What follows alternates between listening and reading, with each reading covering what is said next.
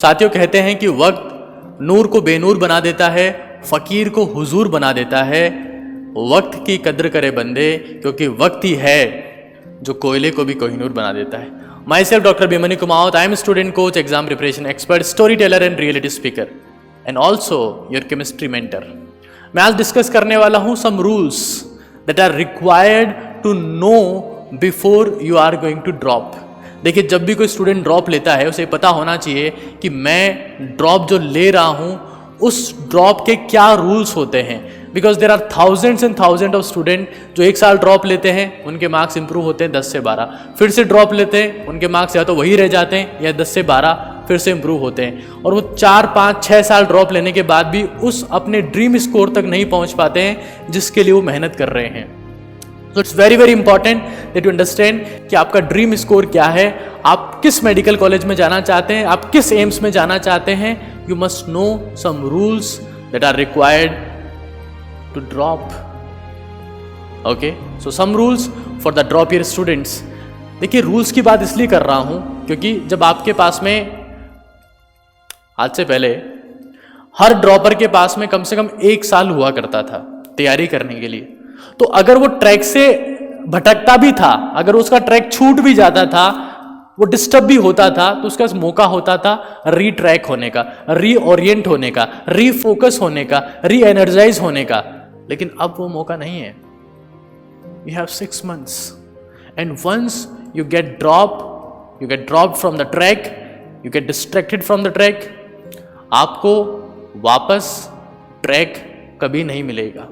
वो slow track पे एक बार आप चले गए तो कभी चाहकर भी आप फास्ट ट्रैक पर नहीं आ पाएंगे। तो ये रूल्स जानना बहुत ज़रूरी है। Because if you know the rules, if you have the plan, if you have the idea कि मैं कैसे काम करूंगा या करूंगी, तो उसके बाद में ऐसा कहा जाता है, an idiot with a plan can defeat genius without the plan. तो स्टार्ट करते हैं। तो rule number 1 is that your selection और योर रैंक, आपका चाहे रैंक हो चाहे आपका सिलेक्शन हो, मैं नीट 2021 की बात कर रहा हूं, is directly proportional to the revision, directly proportional to the number of revision but inverse to the number of resources. मैं बहुत स्टूडेंट्स को देखता हूं, पेरेंट्स को देखता हूं, because I have mentored thousands and thousand of students. I see them when they get a problem. मान लीजिए किसी को फिजिक्स में दिक्कत है या केमिस्ट्री में दिक्कत है, वो टीचर के पास में जाते हैं, टीचर सजेस्ट कि आप ये बुक ट्राई कर लो।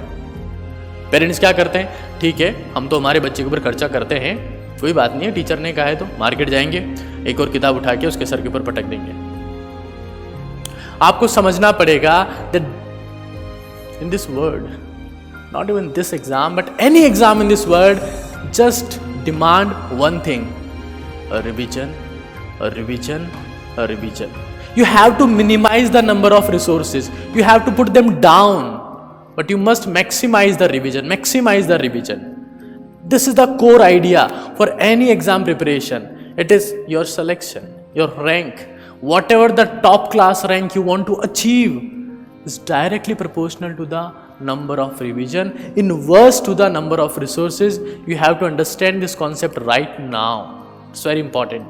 आप जब 21 की आप तैयारी कर रहे हैं तो आपको समझना पड़ेगा कि अगर आप लोग different study material, DLPs, text books, जमाने भर की रेफरेंस बुक अगर आप ट्राई करते जाएंगे तो मुझे लगता नहीं कि आप वो परफॉर्मेंस दे पाएंगे जिसकी आप उम्मीद करते हैं। The rule number 2 is that the quality of the hours, quality of the hours will decide your rank, not the quantity of hours. मैं स्टूडेंट्स को देखता हूं, they ask a very basic question every time कि sir हम कितने घंटे पढ़े। It doesn't count. What count is that how many hours you are focused. Now what is the mean of quality hours? Quality our का मतलब यह है कि आप जहां जिस बेंच पर बैठे हैं वो आपकी बेंच, आपकी चेयर, आपकी टेबल, आपकी बुक, आपका पेन और आपकी नोटबुक एक सिंगल सिस्टम की तरह काम करेंगे, एक सिंगल सिस्टम की तरह। There is no difference, no isolation, no discrimination. और तब आपको पता नहीं होता कि आप कहां बैठे हैं, क्या कर रहे हैं, क्या लिख रहे हैं। That is known as the time of the quality hours. तो क्वालिटी आर का मतलब ये होता है कि आपको पता ही नहीं है कि आप कहाँ बैठे हैं, क्या पढ़ रहे हैं, because all the things are a single system. वो एक सिस्टम है, और जब एक सिस्टम होता है तभी एक्चुअल परफॉर्मेंस आती है। मैं स्टूडेंट्स को देखता हूं, पढ़ रहे हैं, बीच में फोन उठाया, स्क्रॉल करना चालू। आपको समझना पड़ेगा कि स्मार्टफोन के ऊपर उंगलियां फिसलेगी तो रैंक नहीं आएगा, तो पूरे दिन पेन चलाकर उंगलियां पिचकेगी ना।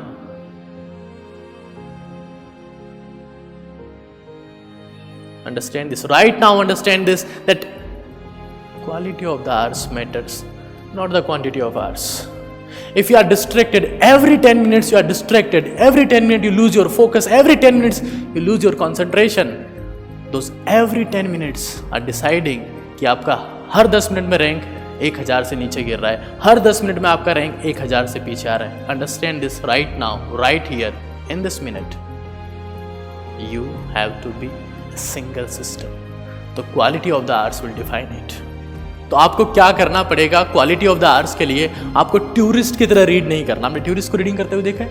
बस में जा रहे होते, पढ़ रहे होते, ट्रेन में जा रहे होते, पढ़ रहे होते हैं आराम से, हाँ, एरोप्लेन में जा रहे होते, आराम से पढ़ रहे होते। What is the student reading? What is the focused reading? I see that student read a book like a novel. Never read a book like novel, read a book like a Bible. If you are reading a book like novel, you are wasting your time. You have to read a book like Bible, and this is how you can ensure the quality of the hours. You can ensure the religious preparation. You can ensure the religious study. It is very, very important.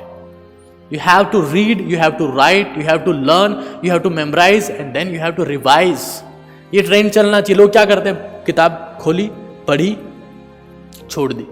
करना क्या है? करना ये है that you have to read, you have to write, you have to learn, you have to memorize, you have to revise again and again. This is the way.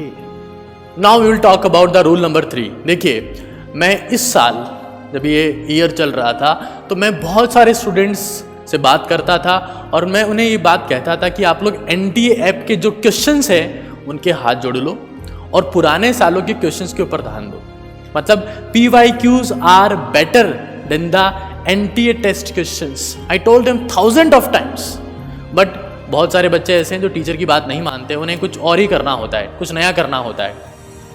तो I am again repeating you, अगर आप 10 साल के question paper 10 बार करते हैं, NEET के question paper 10 बार करते हैं, तो that is 1000 times beneficial than solving those NTA test questions. Understand this now. I know one of my senior, जब मैं मेडिकल कॉलेज में था, मेरा 011 बैच था, 10 बैच में एक सीनियर आए थे जो 9 साल ड्रॉप लेके आए थे। You can't believe, I know it. जब वो मेडिकल कॉलेज में आए थे तो उनके बच्चे भी थे 2। आपको पता है कि उनके सिलेक्शन का रीजन क्या था? जिस साल वो सेलेक्ट हुए थे, उन्होंने मुझे कहा, अभिमन्यु मैंने क्या किया, मैंने हर साल के पेपर की 10 कॉपी निकलवाई। जैसे 2004 का पेपर है, उसकी 10 फोटोकॉपी निकलवाई और हर पेपर को 10 बार सोल्व किया। And that was the only reason behind my selection. Only reason behind his selection was solving the previous year paper multiple times, not trying the thousands of resources. Understand this now. Now I'll talk about the rule number 4. ये rule किसी को बताने की जरूरत नहीं है, that NCERTs are better than any other book. आपने इस बार एग्जाम देखा है, पेपर आपने दिया है, आपको पता लग गया होगा that what is the importance of NCERTs. चाहे वो प्यूरिफिकेशन ऑफ ऑर्गेनिक कंपाउंड्स हो, चाहे एनवायरमेंटल केमिस्ट्री हो, चाहे बायोमोलिक्यूल्स हो, आपको समझ में आ गया होगा that NCERTs are not the novels. उनको नोवेल की तरह नहीं, बाइबल की तरह पढ़ने की ही ज़रूरत है। The next rule is that your own notes, जो भी कंटेंट आप साल भर तैयारी करके या 6 महीने तैयारी करके बनाएंगे, वो नोट्स किसी भी इंस्टीट्यूट के प्रिंटेड मटेरियल से ज़्यादा बेटर हैं। क्यों? जब आप नोट्स बनाते हैं तो उन नोट्स के साथ में आपके इमोशंस, उस वक्त आप क्या फील कर रहे थे, आपको क्या समझ में आया, कैसे समझ में आया, बहुत कुछ इमोशंस उन नोट्स के साथ में कनेक्टेड होते हैं। तो आप इस चीज़ को समझिए that your own notes are more important, more precious, more valuable than the printed notes that you are thinking to purchase for your preparation. Focus on your own notes. उन्हें जितना बेटर बनाएंगे उतना ही ज़्यादा कॉन्फिडेंस आप में आएगा। So your own notes are more important, more valuable and more result oriented than the printed notes. The next point is the summary notes are more important than the class notes. I see many student, वो क्या करते हैं, physics पढ़ रहे हैं, साल भर तैयारी करी, 6 महीने तैयारी करी, 10 रजिस्टर भर गए, ठीक है, उन 10 में से 2 घर वालों ने रद्दी में निकाल दिए, 7-8 बच गए, वो सजा के रखे हुए हैं, पढ़ने का मन नहीं है, क्योंकि इतना सारा कंटेंट कौन पढ़ेगा। तो आप जो भी पढ़ते जाएंगे, जो भी आप चीज़ें सीखते जाएंगे, आपको समझना पड़ेगा कि आप उन चीज़ों को as soon as possible summarise करें। अगर चीज़ें समराइज रहेगी ना, तो वो कंटेंट आपको रिवाइज करने में बहुत आसान रहेगा, बहुत फास्ट रिवीजन आप कर पाएंगे। टेस्ट से पहले आप देख के फटाफट जा सकते हैं कि हाँ यार ये चीज़ है।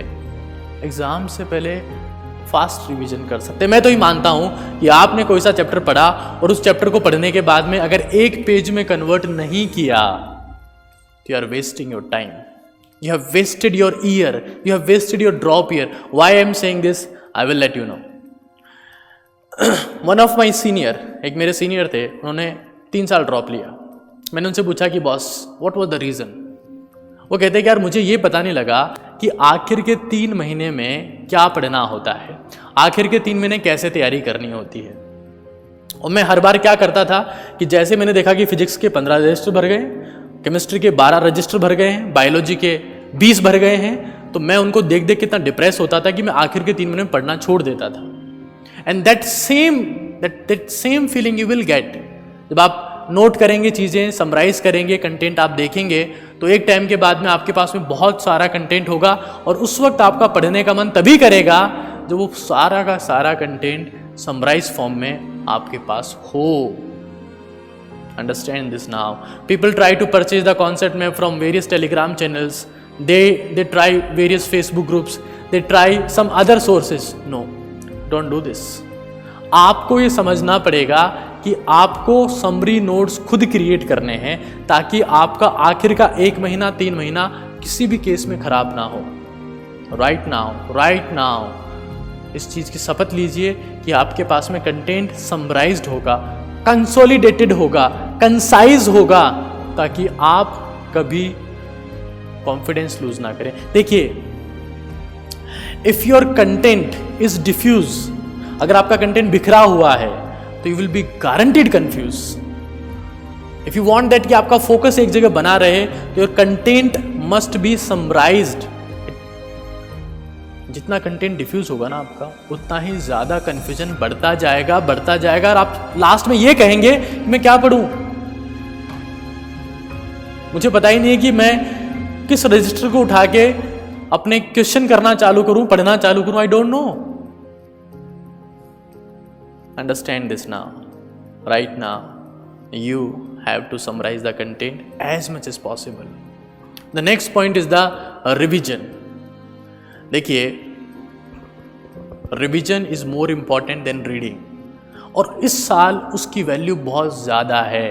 अब की बार आपको रिवीजन के लिए सेपरेटली 3 महीने नहीं मिलने वाले हैं कि ठीक है 1 साल का टाइम है, 9 महीने में कोर्स हो गया, 3 महीने अपने रिवाइज कर लिया। नहीं, you already have 6 months. Right now you have 6 months. So it's very very important that you summarize the content, consolidate the content and revise the content simultaneously with the preparation. आप इस बार किसी भी test में, किसी भी महीने में content को भूलने की रिस्क नहीं ले सकते, किसी भी कीमत पर नहीं ले सकते। Understand this right now. So concept क्या है? कॉन्सेप्ट ये है कि आपको रिवीजन को ज़्यादा इंपॉर्टेंस देना है रीडिंग के बजाय। ज़्यादा से ज़्यादा चीज़ें आपको रिवाइज करते जाना है साथ साथ में। The next one is the memorization is more important than revision. देखिए, what is the revision?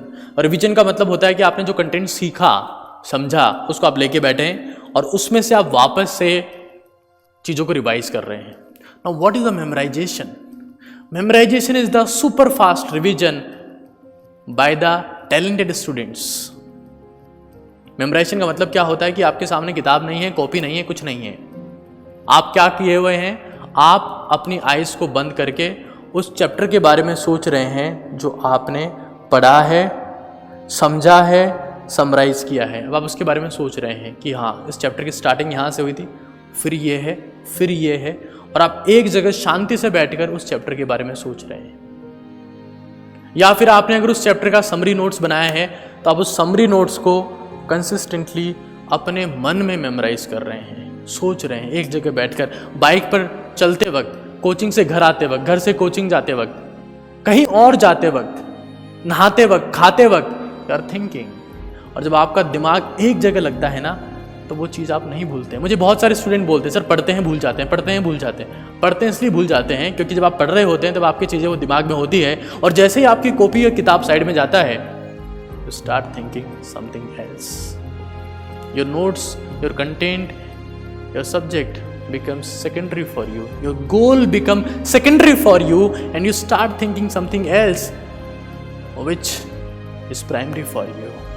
You show something else, but intentionally, internally, you have something else as your cravings. You must change your cravings right now before you become a serious dropper. If you want to become a serious dropper, you must understand what are your real cravings. The next point is the physical notes are more important than PDFs. I see thousands of students, they say sir PDF मिल जाएगा, बिल्कुल मिल जाएगा, no issue. But print the PDF, जो PDF आपको मिला है उसका print out निकालें, उसके ऊपर पेन चलाएं। तो पेन चलेगा, उंगलियां पिचकेगी, रोज का एक पेन खाली होगा ना तो आपको फील आएगा कि हाँ मैं तैयारी कर रहा हूं। And that's what make the real difference. That is the real thing, that's what make the sense कि आप एक सीरियस स्टूडेंट है, आप एक सक्सेसफुल एस्पिरेंट है। It comes from the feelings. मैंने आपको क्या कहा, दैट उंगलियां फिसलने से नहीं पिचकने से रैंक आता है। Start working on the real paper, start working on the true notebooks. अगर आप फोन में, टैबलेट में लिखते रहेंगे ना, कभी आपको वो फीलिंग नहीं आएगी, वो नॉलेज नहीं आएगी, वो स्ट्रॉन्ग न्यूरल कनेक्शन बिल्ड नहीं होगा जो आप सोचते हैं। The next point is that practice is more important than learning specifically for the physics and the physical chemistry. ये दो सब्जेक्ट ऐसे हैं जिसमें आप सिर्फ सीख कर कुछ नहीं कर सकते, आपको समझना पड़ेगा that you have to practice a lot. और प्रैक्टिस का मतलब ये है कि आपको प्रैक्टिस करते करते कॉन्सेप्ट समझ में आए, फॉर्मूला अप्लाई करना आए। मैं देखता हूँ स्टूडेंट्स को, वो फॉर्मूला बुक में से फॉर्मूला देखते हैं फिर अप्लाई करते हैं। नो, फॉर्मूला डिराइव करना आपको आना चाहिए, अप्लाई करना आना चाहिए, उसको प्रैक्टिस कहते हैं। प्रैक्टिस यही सिखाती है कि फॉर्मूला डिराइव कैसे होगा, नया फॉर्मूला कैसे बनेगा, और कैसे उसे क्वेश्चन की लैंग्वेज चेंज होने पर इंप्लीमेंट किया जाता है। तो practice is more important than learning for the physics and physical chemistry. Understand this, note this down right now. Whatever I am telling you, note them down. If you are just watching this video as a normal video, you are wasting your time. Again, I am saying this is not normal video. It's an excellent content to tell you that what are the requirement before you make a serious drop year. Before you become a serious dropper, it's very, very important that you understand that what are the need of this exam. Now, the last point before you become a dropper is that whoever watching this video right now, you are the more important, you are the more talented, you are the more hardworking person than any other aspirant of this examination. And you have to believe this because your parents will not say it. Your parents will say कि तू नहीं पढ़ता है, तू मेहनत नहीं करता है. Your teacher will say the same. Your brothers, sisters and friends will say the same statement. But you have to believe that you are serious, a hardworking, a passionate student who will crack this exam at any cost and become a doctor. So it was my basic advice for you before you take a drop and become a successful and serious aspirant of NEET examination. Myself, Dr. Bhimanyu Kumaut, I am a student coach, exam preparation expert, storyteller, reality speaker and your chemistry mentor. आज के लिए इतना ही है. Thank you.